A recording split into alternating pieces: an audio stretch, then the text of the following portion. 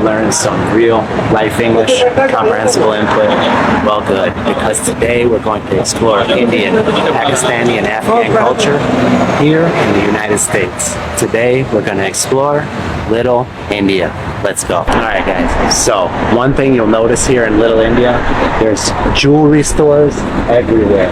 Jewelry store, jewelry store, jewelry store. Show over here, baby. More jewelry stores. And this is because in Indian culture, gold is highly valued. One, as a safe place to invest and store your money, but also spiritually, they think that it cleanses you, blesses you, and brings you good fortune. But it's really a way that you can invest your wealth and pass it down to your children and your children's children. Something interesting. Here we can see some traditional Indian clothing. This is for the women, that's for the men. This is something very beautiful about that culture. You can see all of the attention to detail. Somebody worked very hard to make this beautiful clothing. They would use something like this for special events, special celebrations, such as weddings, which are a big celebration in Indian culture. Here we can see some more beautiful traditional clothing. There's tons of stores like this. Now guys, weddings, Indian weddings are not like American weddings. Indian weddings can last several days with hundreds of people and can cost from $50,000 to $200,000. It is a huge day in the life of an Indian person. Okay guys, so we had some delicious Indian food for lunch. I thought it was really good. It was a little bit spicy for my wife, but I loved it. The naan was delicious. We tried chicken biryani and nihari, Pakistani stew, and it was absolutely incredible. The broth was delicious. So Indian cuisine is interesting. It's very colorful due to the different spices that they use, but it's not just for flavor. They actually use spices that are good for your health. Another interesting thing about Indian cuisine is that a lot of it is vegetarian. Vegetarian means that they do not eat meat. It's all vegetables, fruits, grains, things like that. And the reason for this, well, there's a couple of reasons. One is religion. In Hinduism, some Buddhists, and Jainism, they don't want to harm or kill any other life form.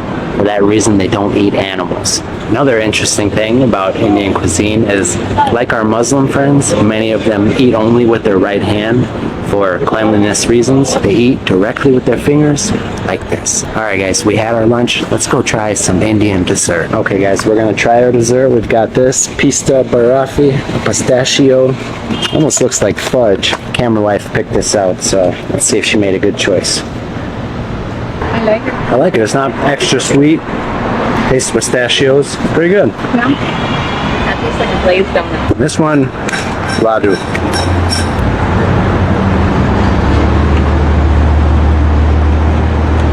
So guys, this one's really interesting. It has a lot of spices in it. It has a spice called cardamom, a spice called saffron, which is a very expensive spice.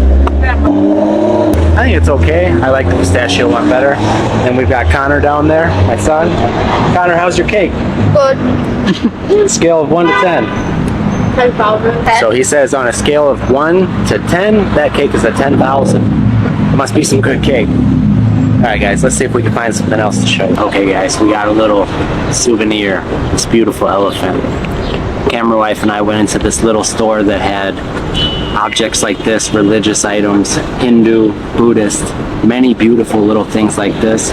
And my vision is soon I'll make a studio space in my home and I'll get little things like this and decorate the studio with cool little objects from all around the world to represent the cultures of all my viewers. But let's talk a little bit about why this is special.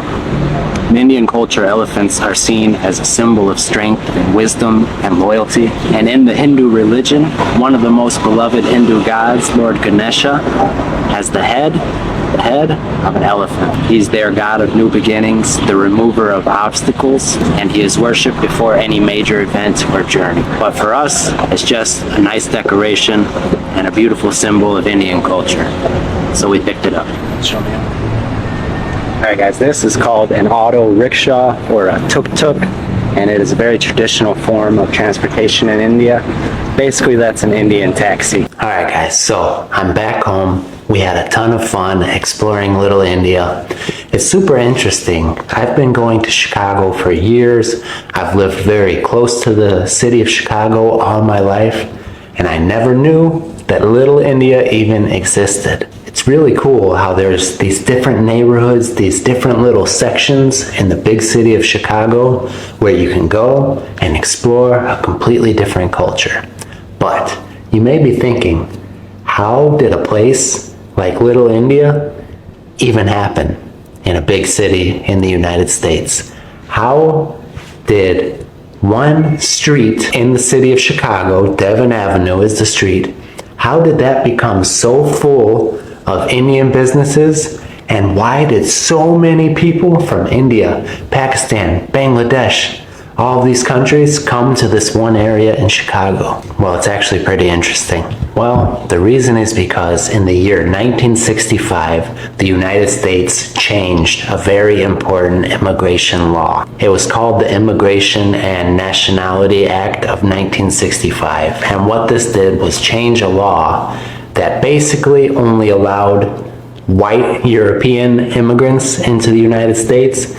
And the thing that this law changed was to start allowing people from all over the world as long as they were qualified people, meaning they were smart, they were educated, and they had something to offer the country. This led to a wave of South Asian immigrants from India, Pakistan, Bangladesh. Many of them were highly educated and successful in their own countries. They were doctors, lawyers, businessmen. They began settling around Devon Avenue in Chicago because there was affordable homes there. It was very close to the big city, and there was transportation, such as trains and buses. Now, it started out small with just a couple of grocery stores, restaurants, and sari shops. The sari is the traditional Indian dress. But then these people started telling their family members, those family members started telling their family members, and everybody just kept coming until it grew and grew and grew until what you see today.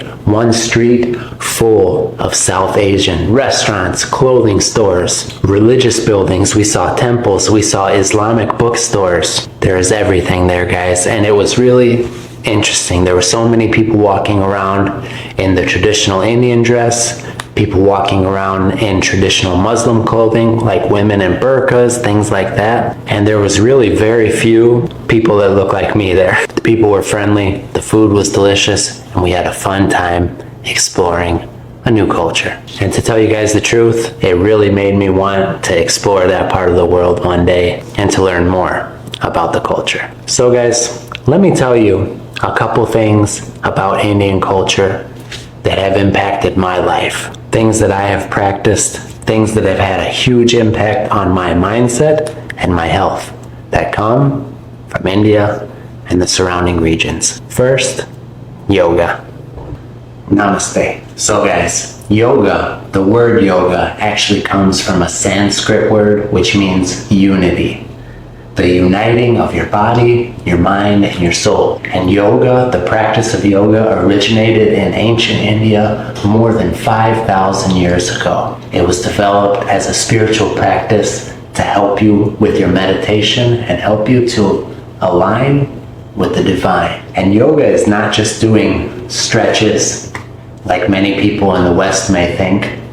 There's actually a lot of different parts to yoga. Some of these things are ethical or moral principles and ideas. One big part is the postures or the positions. Breathing plays a big part, which I'm going to talk about in a minute. Concentration and meditation. Now, yoga was started or invented more than 5,000 years ago, but it still, to this day, plays a huge part in Indian culture and is practiced by millions of people of all ages in homes, temples, parks, all over the world really, but especially in India. And like I said, Western places, Western countries, people in the West generally think of yoga as an exercise or a physical practice for your body, but in India it is still viewed as a spiritual path to well-being, health, and spiritual growth. I read a book about yoga and I really enjoyed learning the spiritual side of it, how it ties in with the Hindu religion. I found that very interesting, and I enjoy the physical parts. I think it's a wonderful thing that you can do for both your body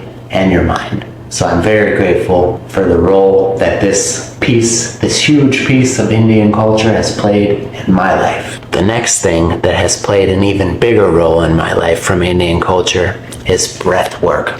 Breathing, breath work. Now our Indian friends may know this as pranayama. In the West, it was made famous by somebody who I really like, Wim Hof. He's awesome.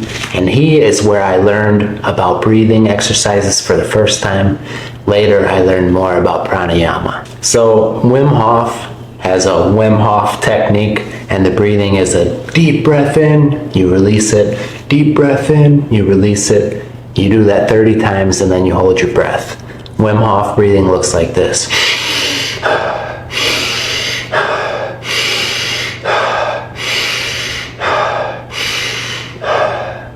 Wim Hof breathing is awesome.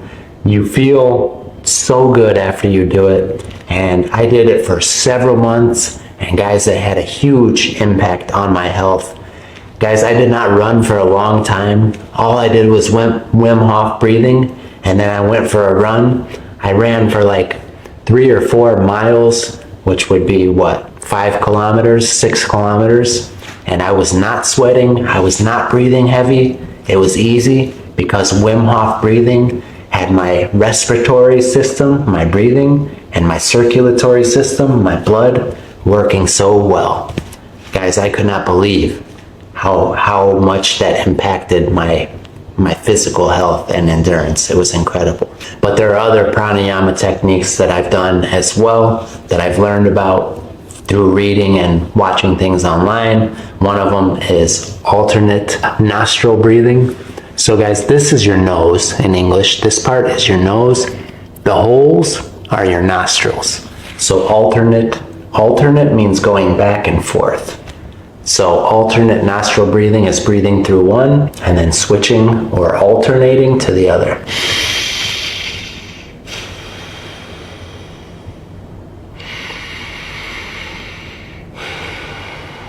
That's alternate nostril breathing, and that is supposed to align your body. All I know is that it feels really good. Another one is called billow breathing. It's like this.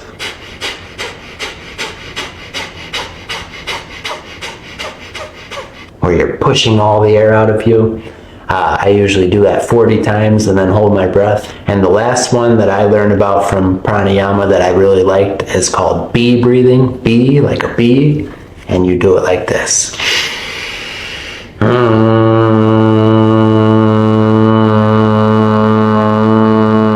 And obviously it's called bee breathing because it sounds like a what? A bee. So guys, you breathe in, and on the exhale or releasing the air, you make a humming noise in your nose. It sounds like a bee. Okay guys, those are the 2 parts of Indian culture that have impacted my life in a big way. Should we learn a couple interesting facts about India before we end this video? Okay. Interesting fact number 1 about India. India has a huge movie production industry known as Bollywood. Bollywood is like Hollywood, which we have in the United States, which is our big movie producing industry. Bollywood is known for its bright colors, its romantic love stories, and its dancing. And they are a movie making machine, guys. They make over 1,000 movies every year. That's impressive. Next interesting fact, there are more than 22 official languages in India and more than 1,600 dialects. That means that there are a lot of people speaking in different ways in the country of India. Next interesting fact, the game chess. Chess was invented in India. My son likes chess, so I'm sure he's grateful for that contribution from Indian culture. Next interesting fact.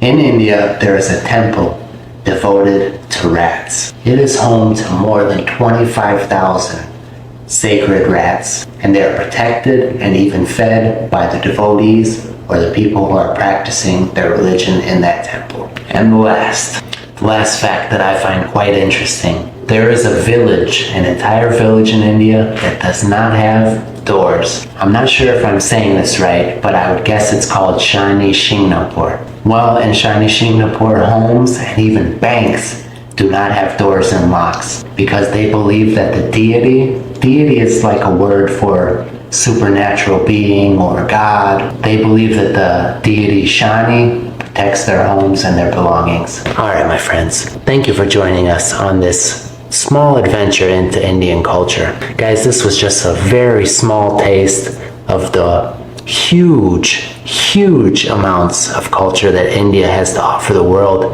Like I said before, I hope that one day I get to go experience it there, meet some Indian friends, try some authentic Indian food, and learn a little bit more about this beautiful world that we call home. Thank you guys. Thank you so much for spending your time working on your English and learning with me, growing together. I appreciate every single one of you. I'll see you in the